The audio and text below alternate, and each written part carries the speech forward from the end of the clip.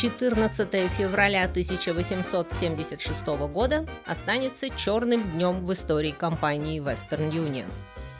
Сейчас Western Union занимается денежными переводами, а в те года они фактически монополизировали телеграф в Северной Америке. Это как если бы сейчас имелся один единственный провайдер интернета на всем континенте.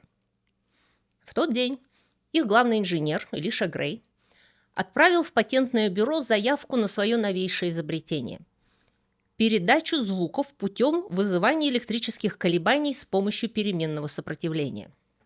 Western Union спешили застолбить принципиально новый способ коммуникации по проводам. Каково же было их разочарование, когда они узнали, что в тот же самый день, но на 4 часа раньше, аналогичную заявку подал какой-то 29-летний учитель глухонемых детей по имени Александр Белл. И легендарный патент номер 174-465 был выдан ему. А компания Western Union начнет беспрецедентную патентную войну за обладание приоритетом на изобретение телефона.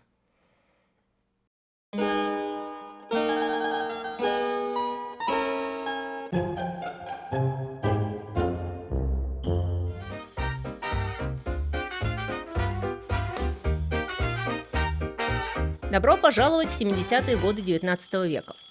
Телефона не существует, но телеграфом тогда пользовались абсолютно все. Люди забыли, как можно жить без телеграфа. Опять же, как мы сейчас не представляем себе жизни без интернета.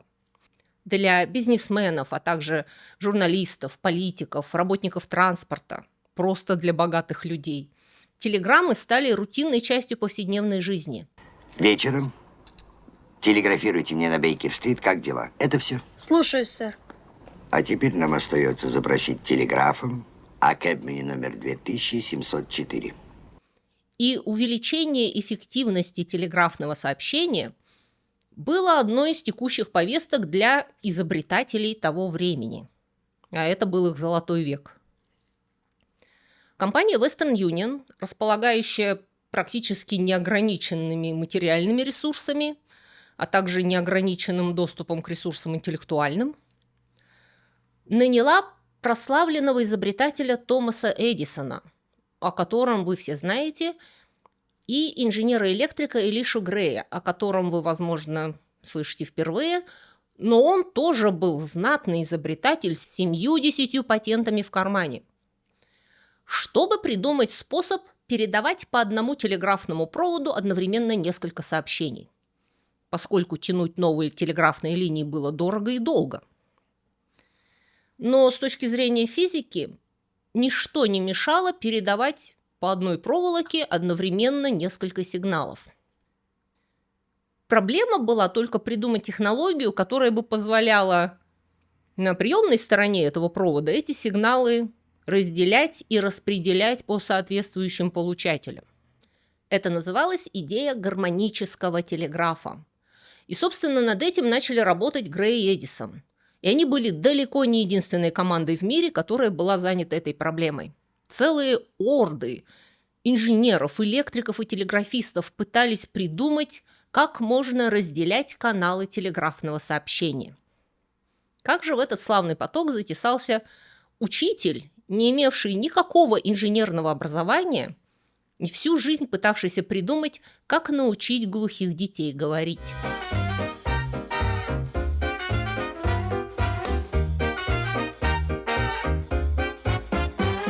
Александр Белл был шотландцем. Он родился в Эдинбурге в семье Александра Мелвилла Белла, тоже замечательного в своем роде человека. Его отец всю жизнь работал преподавателем дикции и ораторского искусства, и его особенно интересовала проблема речи глухих людей. Вообще, обучение глухих людей говорить – это старая и большая проблема. Почему мы так часто слышим термин «глухонемой»? Потому что с рождения глухие дети естественным образом говорить не научаются. У них нет возможности сравнить звуки, которые они издают, со звуками, которые издают другие люди, и таким образом сформировать речь. Научить говорить неслышащего – это абсолютно нетривиальная задача. Это все равно, как научить слепого писать красками. Но он может научиться с помощью осязания пальцами, ощупывая предметы, узнавать их формы и рисовать их карандашом на бумаге. Точно так же глухие с рождения люди могут научиться говорить, задействуя другие органы чувств. Они смотрят на артикуляцию других людей и, кладя руку на горло и лицо, чувствуют вибрацию и дыхание. И, начиная подражать, они учатся произносить слова. Это сложная, требующая большого внимания, усидчивости и терпения работа. Но уже в XIX веке с этим уже вполне успешно справлялись.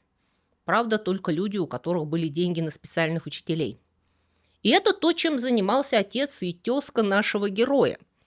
Александр Белл-старший изобрел так называемую видимую речь.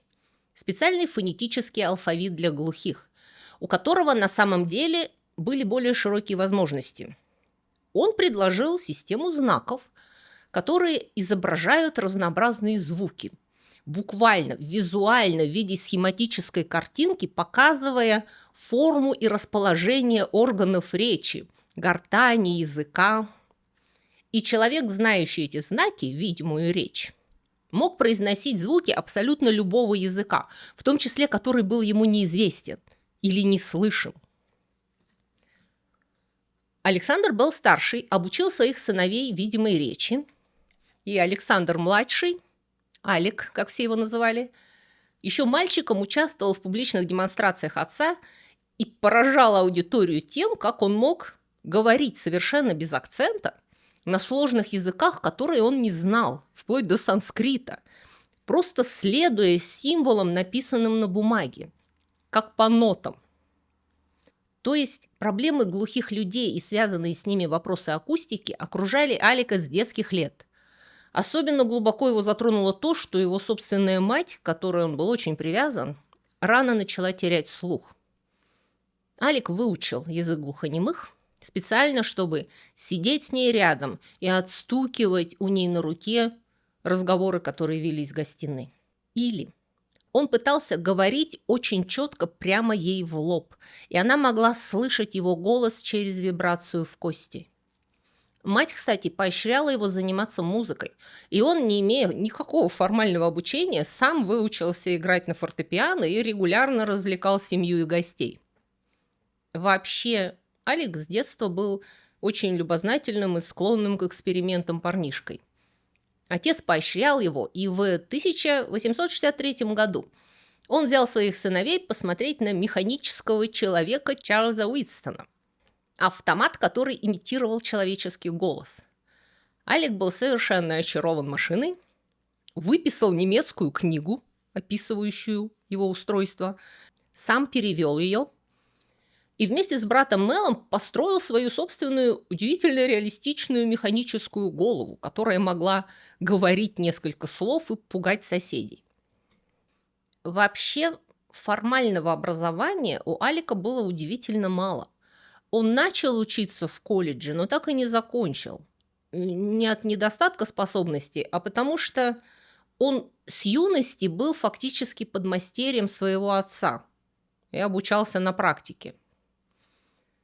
Семейная трагедия изменит траекторию его жизни и приведет в ту точку, с которой мы начали этот рассказ.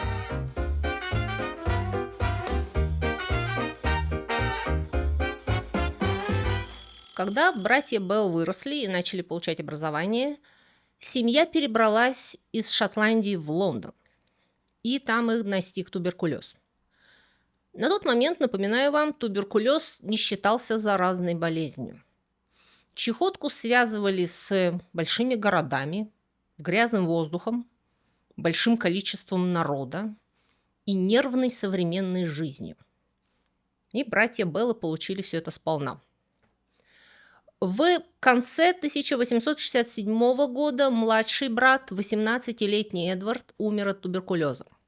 Через 3 года чехотка доконала старшего, Мелвилла. Ему было 25. Средний Александр тоже уже начал кашлять кровью, что вогнало его родителей во вполне понятную панику. Его отец в начале жизни перенес какую-то изнурительную болезнь, и выжил, с его точки зрения, исключительно благодаря тому, что он отправился в Ньюфаундленд.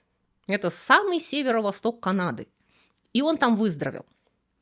Я бы не сказала, что Ньюфаундленд – это в климатическом смысле юг Италии, но у Александра Белла-старшего была твердая уверенность, что там, в Новом Свете, климат здоровее, воздух лучше, и если они туда сбегут, то они могут спасти последнего оставшегося в живых ребенка.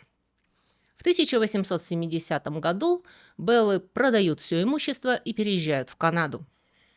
Они приобрели небольшую усадьбу недалеко от Брантфорда в Онтарио. Онтарио, друзья мои, это гораздо лучше, чем Ньюфаундленд.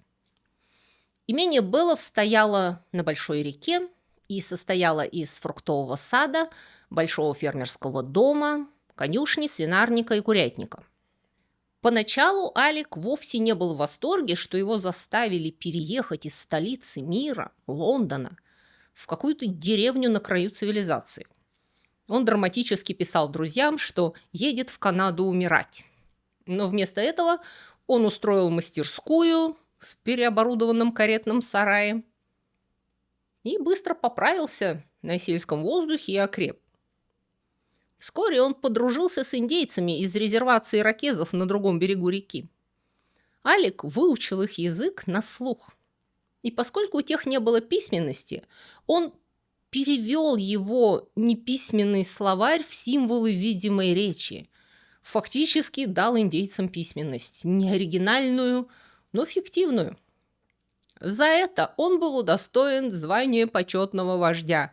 На него надели церемониальный головной убор, и он танцевал священные танцы на особой церемонии. Между тем Александр-старший планировал начать в Новом Свете частную преподавательскую практику вместе с сыном. Сначала они собирались обосноваться в Монреале, но в 1871 их пригласили работать в Бостонскую школу для глухонемых. Таким образом, Алек Белл оказывается в Бостоне, городе, который станет его профессиональной базой. Он будет говорить, что он по рождению шотландец, по жизни канадец и по работе американец. С начала 1871 года Алек успешно обучал преподавателей американских школ для глухих системе видимой речи. В октябре 1872 года он открыл в Бостоне свою собственную школу, которая быстро стала очень успешной. Одной из его учениц станет Хелен Келлер, слепоглухонемая девочка, которая впоследствии станет первым в США слепоглухим бакалавром искусств. Позже она скажет о Белле, что он посвятил свою жизнь проникновению в эту нечеловеческую тишину, которая разделяет и отчуждает.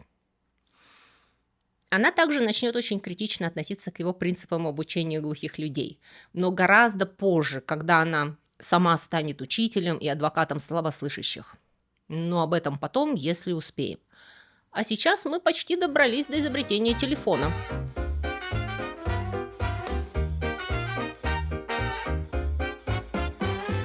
В те годы Бостон был отличным местом для начинающего изобретателя. В 1872 году Александр Белл стал профессором в Бостонском университете. Его совершенно захватил изобретательский ажиотаж. Его увлекла идея создания гармонического телеграфа, которой занимались, как я уже говорила, многие. Одна из циркулирующих тогда идей реализации гармонического телеграфа была одновременно передавать разные сигналы на разных частотах. И в какой-то момент Алеку пришла в голову эта идея.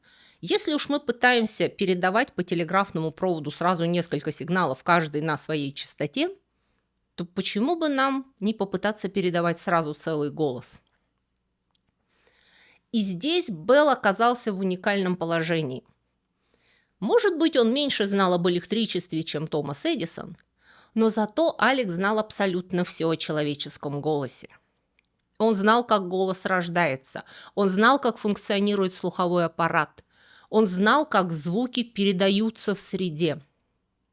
Он знал, что если ты наклонишься над струнами пианино и начнешь петь, струны будут вибрировать в ответ. На самом деле с таким акустическим телеграфом сразу возникает масса проблем. Человеческий голос Это не колебание воздуха на одной частоте, как камертон. Это специфический букет колебаний с разными амплитудами на разных частотах, присущий лично вам. Именно поэтому ваш голос отличается от голоса другого человека.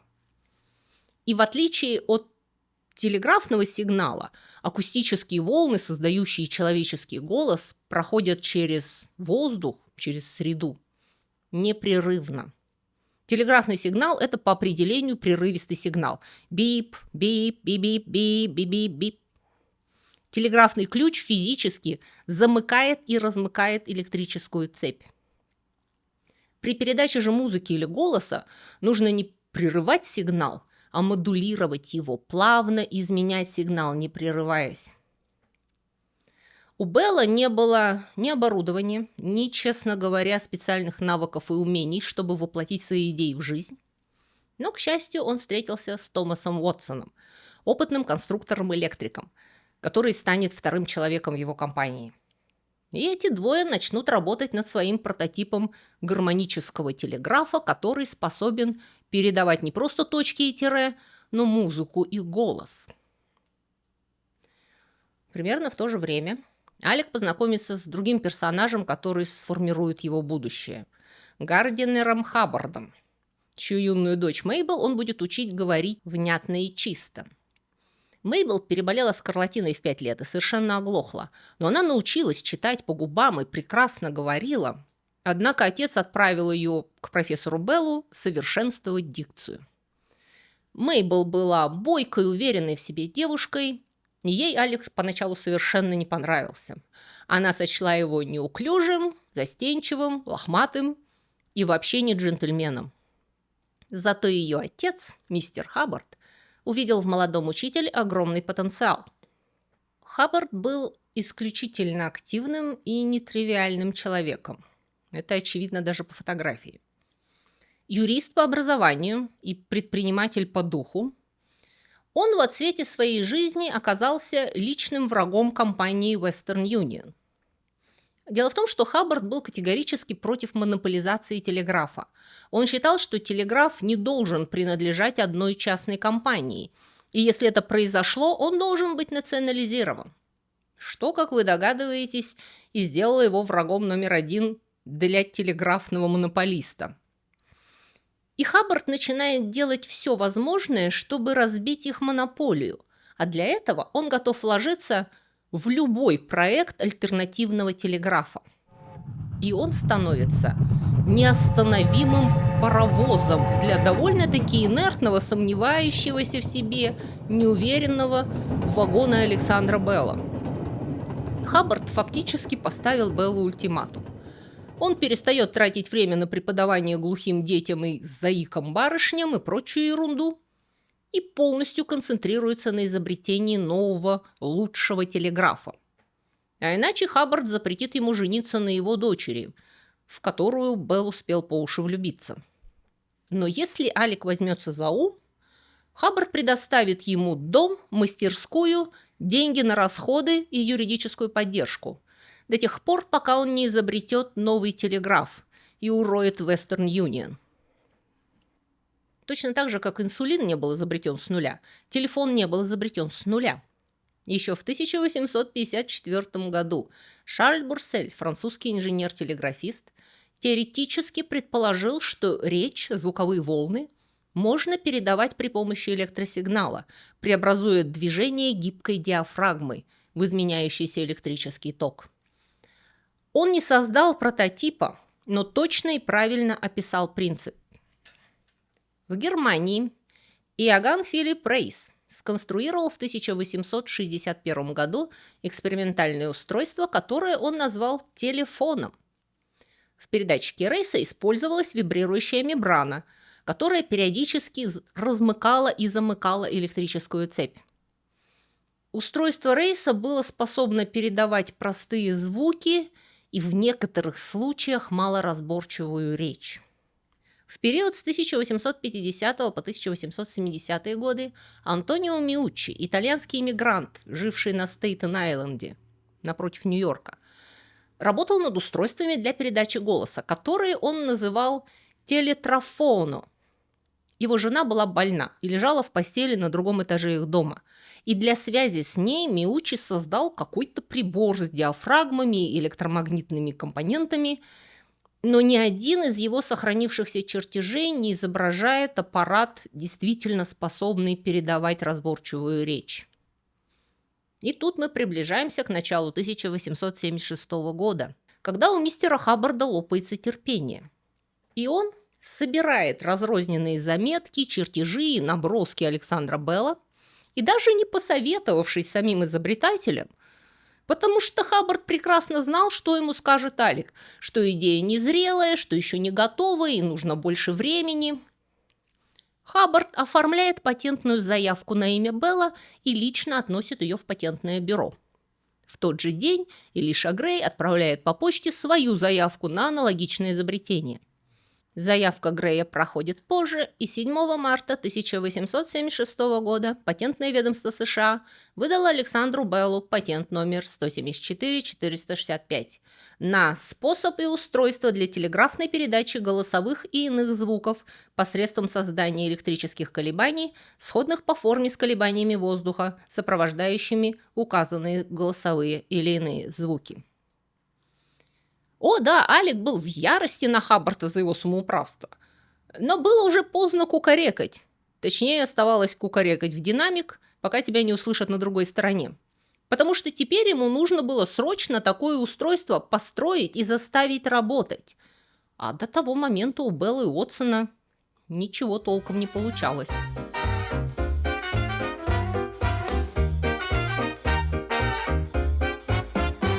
И дальше начинается скандал, взаимные обвинения и сомнительные поступки. 10 марта Беллу и Уотсону удалось заставить экспериментальный телефон работать. Следите за руками. Голос заставлял вибрировать диафрагму. Вибрация диафрагмы толкала привязанную к ней металлическую иголку. Игла опускалась и поднималась в соленой воде, изменяя электрическое сопротивление в цепи. В результате сила тока в цепи непрерывно изменялась в соответствии с формой звуковых колебаний. Передатчик стоял в одной комнате, приемник, преобразующий электрические колебания назад в звуковые, в другой.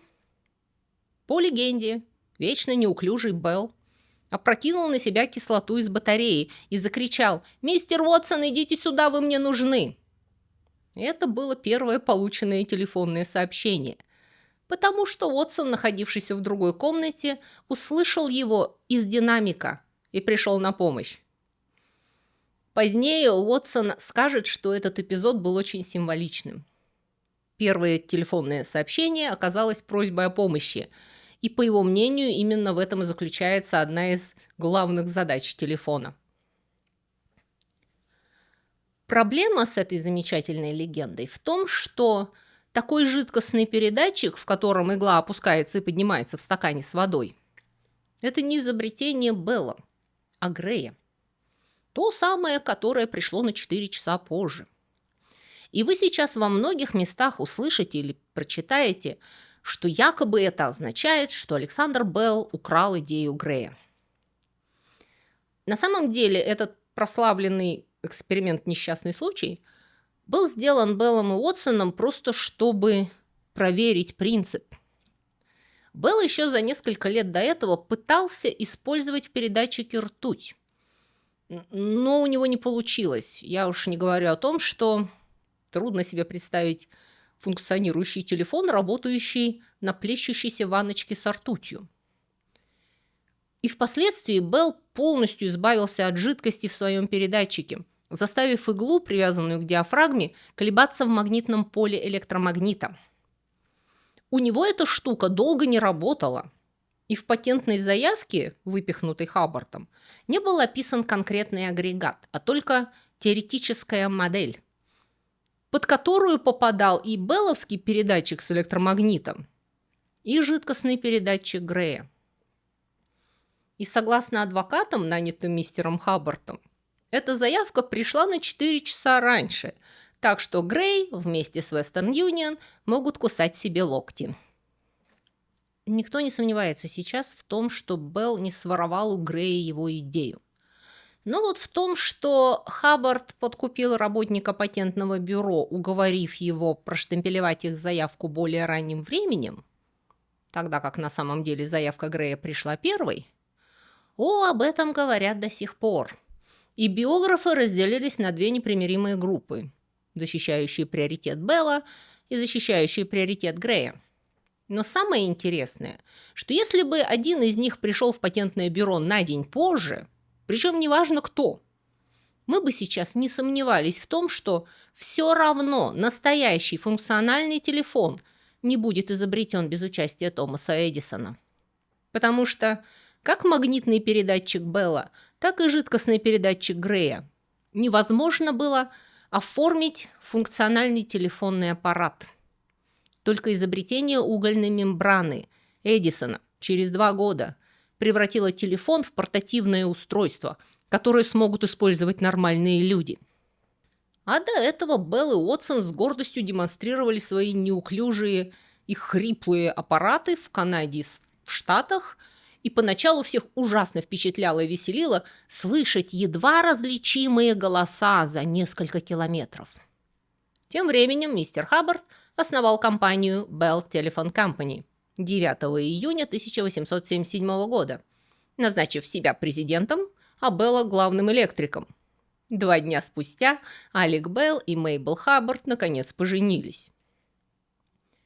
Первые телефоны сдавались в аренду, а не продавались, и сети изначально состояли из прямых соединений от одной точки до другой. Это не были частные телефоны, упаси Господь. Телефоны были страшно дороги и соединяли, допустим, редакцию газеты с типографией или офис предприятия со складами или фабрикой.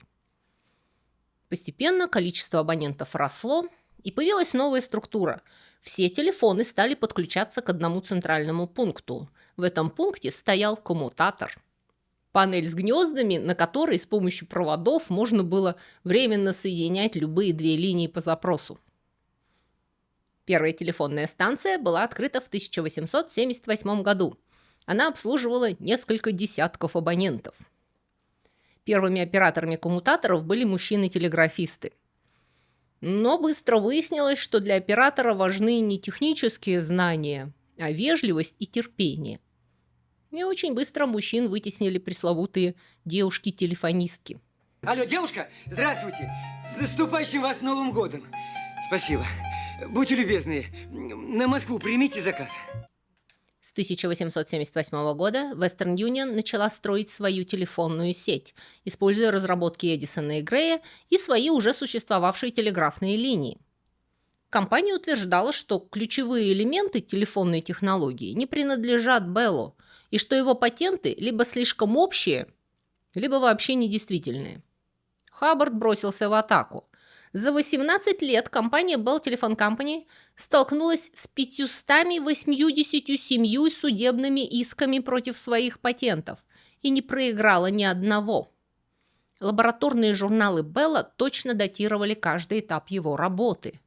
Отсюда мораль: аккуратно ведите свой лабораторный журнал.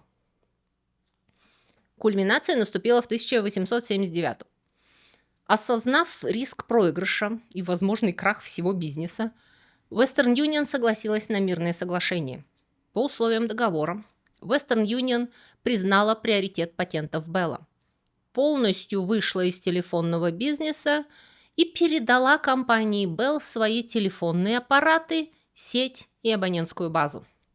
В обмен Bell Telephone Company согласилась выплачивать Western Union 20% доходов от телефонных лицензий в течение следующих 17 лет. Хаббард и Bell победили.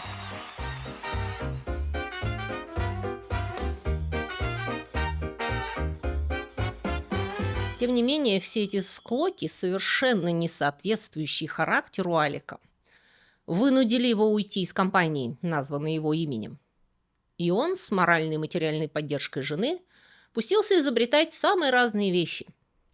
Его изобретения включали устройства для обнаружения айсбергов, исследования по отделению соли от морской воды.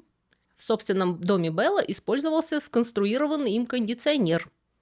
В журнальной статье, опубликованной в 1917 году, он размышлял о возможности использования солнечной энергии для отопления.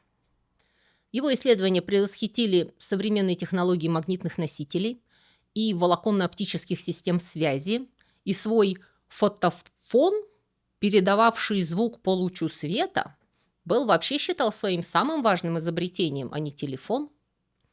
В 1891 году Белл начал эксперименты по созданию летательных аппаратов тяжелее воздуха с двигателем. И я не буду здесь подробно расписывать его инновации в этой области, потому что у меня уже готовится отдельный выпуск про изобретение самолета. Упомяну только, что в ходе этих экспериментов Белл сконструировал первый катер на подводных крыльях. И всю свою жизнь, какие бы изобретения ни увлекали его, Александр Белл стремился интегрировать глухих и слабослышащих людей в мир слышащих.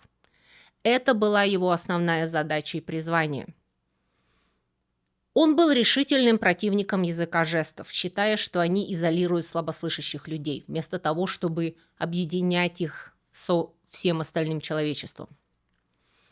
Благодаря его авторитету в 1880 году Второй международный конгресс по образованию глухих принял резолюцию, обязывающую обучение устному общению и запрещающую язык жестов в школах. Сейчас это решение очень сильно критикуется. Тогда этого не могли знать.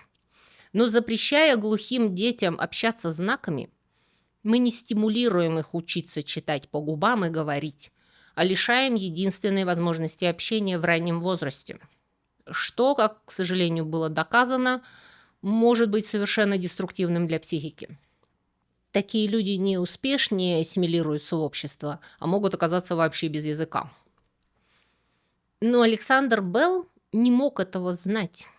Всю свою жизнь он видел перед собой примеры того, как глухие люди упорным трудом и с поддержкой учителей-подвижников могут преодолеть свои ограничения и вести нормальную счастливую жизнь, как его мать, как его жена, как его ученики. Он верил в то, что люди могут и должны говорить друг с другом, что голос и музыка могут преодолеть и пустоту, и глухоту, и огромные расстояния.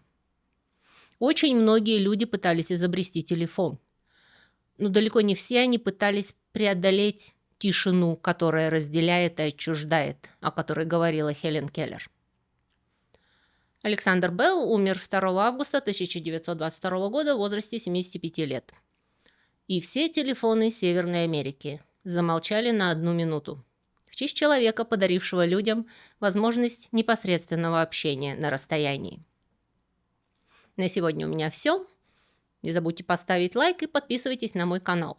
Загляните в описание, может быть, вам захочется подписаться на мои блоги и получать больше интересных фактов об истории культуры и особенно бескультуре. Всего вам доброго. До новых встреч!